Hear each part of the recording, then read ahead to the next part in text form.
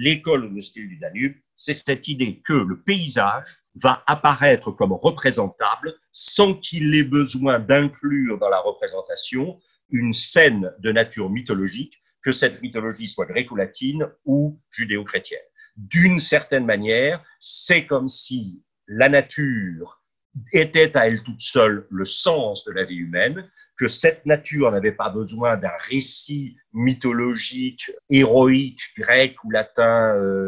ou récit religieux. La nature est à elle toute seule le sens finalement de l'existence humaine. Représentation assez étonnante de chaînes de montagnes d'où pratiquement, sauf la petite représentation de palais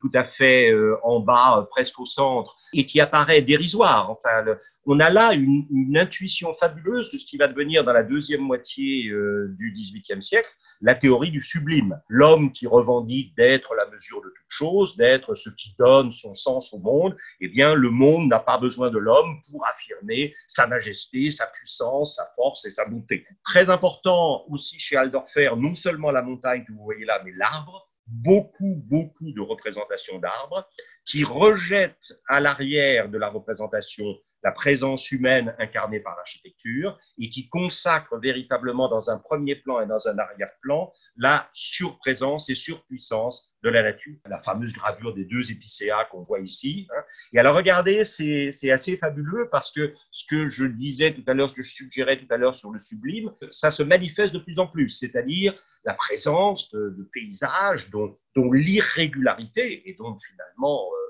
penser à l'architecture Renaissance italienne, qui est entièrement dominée par deux choses, c'est-à-dire le fait qu'elle puisse cohabiter avec une sorte de modèle symétrique qui est le corps humain et une sorte de reproduction possible du corps humain comme manière de mesurer et d'arpenter le réel. Et puis ici, regardez la présence humaine, peut-être deux personnages sur le chemin, des maisons, tout ça est tout petit et tout ça n'est pas de manière dramatique menacé d'être écrasé, mais est quand même extrêmement